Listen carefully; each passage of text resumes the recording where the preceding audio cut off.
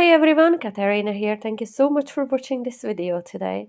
So I'm going to share my very first Easter card of this year, which feels crazy even to say. Christmas has just gone, honestly. Insane how time flies. But today I'm going to share this really lovely colorful Easter card featuring the beautiful digital collection designed by the lovely Monika from Crafting with Quilling Lady. This is the Colourful Easter, which features 16 different colorful background papers, just like you can see on my screen. And you can see how Monika played with gorgeous colors of paint and all the texture that they left in there for you as well. Stunning. And 6 sheets of clip arts, cut arts, all designed around Easter. So today the card I'm going to make is going to be very colorful and very dimensional. This one is a 12 by 8 inch of a cardstock, scored down in the middle at 6 inches, creating a 6 by 8 inch top fold card. This one of the colored papers, and this one I've cut to 5 3/4 by 7 3/4. For my next layer, the white piece of cardstock measures 5 1/4 by 7 1/4, and the colored ones, the blue and yellow there, is 5 by 7. And for my final layer, I'm going to use white cardstock 4 1/2 by 6 1/2 with a 4 1/4 by 6 1/4 of a colored cardstock. So I have used collage glue just to layer these all up, and on the middle layer I'm going to cover the back of that one with foam tape, reinforcing it with a little bit of a liquid glue, and I'm going to layer this on top of my card base. Now you can do this exact same thing to the top layer as well if you wish, but I want to add a little bit of a movement to this one. So this piece of white cardstock measures 3 1/2 by 8 1/2, and on the long side I score it 3, 3 1/2, 4, 7, 7 1/2, and 8 inches. And I'm going to fold these into a concertina fold, creating like an M shape on either side. And I am going to use the last 1/2 inch of a tab to attach it to the front, just using some liquid glue, just like so. Now I deliberately did not burnish any of these fold lines because I want them to remain nice and springy. If I'd burnished them with my scoring tool, it would have just all gone flat and would have lost that springiness, which will give me the movement that I'm looking for this card. So I'm going to add collage glue on the entire front, attaching it to the card front, and then I'm going to cover the other side of it in collage glue as well, and now I'm going to attach it all to the card base. Now you can see how lovely dimensional that is. Using just some white cardstock, I've cut out this background using the Cardmaking Magic Cube Trellis die set. Now I'm laughing because when I first got this one, all I could see was flowers on it. So I was very confused. Why do they call them cube die set? It just doesn't make any sense. And now I really can't unsee the cubes. So what is it, guys? Tell me, what can you see? Is it flowers or is it cubes? Now I can see both. Either way, it's a beautiful die set, and I'm going to use it today for my card. It was funny. I remember I was so confused about it. I could not figure out why do they call these cubes? Where's the cubes on this one? Anyway, so I'm going to use some oval dies as well from the Creative Craft Products range, and the smaller one measures 3 1/4 inches across. The larger one's about 3 1/2. So if you don't have this die set, this is around the measurements that I used. And the smaller one I'm going to take, and I'm going to cut it out of a 6 by 4 inches of a cardstock. I only need this negative bit. I don't need the oval bit that I cut out. Using the two dies together, I'm going to cut out another frame, just using another white piece of scrap cardstock I had in my stash. And I'm just going to cut out that thin frame there. And these ovals are perfect pieces to keep in my stash for sentiments or any decorations for future makes. Geometric piece will be sitting behind my oval aperture, so I will be able to cut away the rest in there, but for now I'm just going to work it as it is. I'm using my Versamark ink pad and I'm just dragging it all along. I'm really only focusing on the piece that I will be able to see in that aperture. And now I'm going to use the newest addition to my collection, and these are the Pastel Pearl Wow Embossing Powders by Marian Emberson. So these are like white pearl embossing powders, but just have an ever so slightly hint of colors in them. So this first one that I'm going to scatter here and there will have like hint of green in it. Just very, very light color of green, which you can't even see at this point yet. It's only when I heat set that these colors will come through.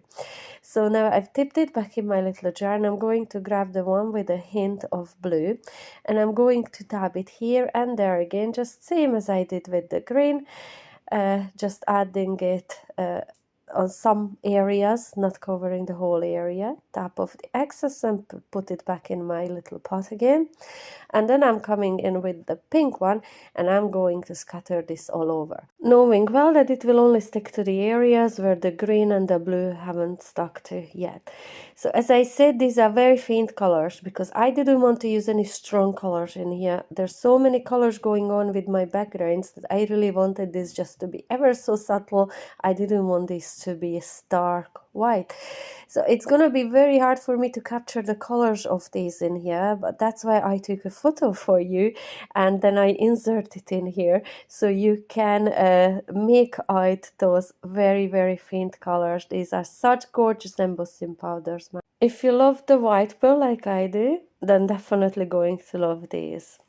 So this is it all heat set, and I'm going to show you this photo. Can you pick up on all the pinks and the blues and the lovely subtle blue? I just love how this turned out. I definitely will be using these loads and loads and loads in my crafting. To make sure this will sit behind that 6 by 4 inch frame, I'm just going to cut this down to size, make sure it hides behind it very well. But before I move on to do anything else, since I have all the embossing powder sitting out here, I'm going to heat set this little frame as well that we've cut out earlier on. And I'm using the same three embossing powders, the hint of green, hint of blue, and the hint of pink, just as I used on the trellis die cut earlier on. So I'm just making sure that I'm covering the whole frame. I'm adding this all over, knowing well that this third one will only stick to the bits that the first two didn't stick to. So now I'm bringing out this little cork board. This is a little trick I learned on the Wow Embossing Powder YouTube channel. The girl's been saying that heat setting on top of a cork coaster or a cork board will help it set a bit faster. Now I'm trying to work out what way it will all sit on top of each other, and I thought in here that it would be fun if I added some different colors maybe behind that aperture, not the background showing through, but I really like the idea of having all those colors coming through in here.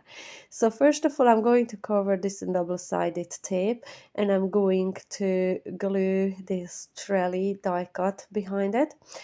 And now I'm picking out the bits that I will want to use. I mark it out with pencil, and this will help me cut it to size with using my guillotine just. So I know this has to be just a tiny bit under 6 by 4 inches because I don't want it to overhang, don't want any bulk in. And it was only in here, as I was looking at it, I decided that I want to add some glitter. Now you can also skip this step if you don't like or don't want to use glitter. You can just glue that trellis bit over the colored bit as it is now. But I wanted to add some glitter, so I took a piece of double-sided sticky sheet, cut it down to 6 by 4 inches, removing the backing tape. I'm going to glue or adhere this bit onto the front, and now anything that is exposed in there, it will be sticky.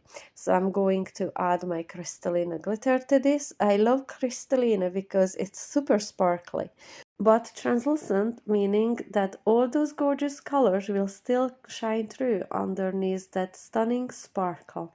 I really love how these are turning out. I've done this technique so many times on different cards before, and I don't think I will ever stop doing this. So now I'm just using my liquid glue in here to adhere to the front. I did play with the idea of adding foam tape, but then I decided that would be just way too much dimension now. I already have a lot going on in there, and I still have to decorate the front of this. Starting with adding that thin frame that we heat embossed earlier on, and I'm just using my quick grab glue. It's a dry clear glue, so if any oozes out from behind that thin frame, it will be no big bother at all. So I'm making sure that it is nicely centered in there. And now I have to add some of these gorgeous cutter parts. I have so many of these cut out, honestly, probably enough for 20 cards. I'm just playing about arranging which way I want these to go. There are so many things, it's very hard to decide what to use. I really wanted these cute animals. That lamb is just mega cute. I really love how this turned out, Monika. They are just so well designed. So I'm playing with the idea of some eggs in there, and then I'm going to remove everything and try with the basket. That would look so lovely too. It's just really hard to decide. If you don't want to use any of those, you could use some of these large eggs, and that would look just amazing. So I'm starting with these willow sprigs. I knew I wanted to use some of those, and I'm just using my hot glue gun in here to adhere this to the side of the frame, kind of framing the frame, if you like. And then I was really playing with the idea of the large eggs, but then no, these lambs, I just love the lamb. It's so cute. I wanted to use them. So I add some foam tape behind one of these little lambs. I also added foam pads behind that little bunny and just hot glue gun behind these eggs, and I'm just going to attach a little chick in the corner. Now I wanted to add some little pearls in here. I didn't want to go overboard with them, but I wanted to use some pastel coloring of those blues. Because I didn't use any blue decorations, but there's blue some on the background, so I thought it would be fun just to bring a little bit of blue in here on the foreground. And I'm adding a medium and two small size on two corners, one top left, one bottom right. Now in here I just needed a sentiment. I didn't have any Happy Easter sentiments in my stash. Like, I really don't have any Easter stamps. So I've printed out just off my computer Happy Easter using the same-ish kind of a color as those little pearls I just added. And I've cut it into a little banner, but it doesn't set out too much from that background. So I'm looking through these colors, which ones I should be using behind it. And I'm gonna go with this multicolored one again. So I'm just going to use some coral glue to adhere this sentiment on top of that. And again, leaving just a tiny border, just with my scissors, I'm going to cut all around it. And this will offset it perfectly and lift it away from the background a bit. So I'm going to attach some foam pads behind this one, and I'm going to reinforce it with a bit of a hot glue and glue it on top of all those decorations, just towards the top part of the oval. The card stood up by itself perfectly, but I thought it was a bit front heavy, so I felt like I needed to reinforce the back of it as well. So I cut out my colorful mat to 5 3/4 by 7 3/4, and the white piece of cardstock to 5.5 by 7.5, and I glued this on the inside of my card. Lots of room still to write a message in there. So this is my card ready. I love this collection. The papers are gorgeous. There's so much texture to the colors, just beautiful. And the lots and lots of cutter parts are really cute. Just look at that, how lovely this card looks. I will leave links to Monika's collection and Monika's channel as well in the description box below. Please be sure to go and check out her inspiration for this collection as well. I really hope I'll see you back for my next tutorial. If you haven't yet subscribed to my channel, make sure you do so and hit the notification bell to make sure you will not miss out on any future videos. I hope to see you soon again. Bye!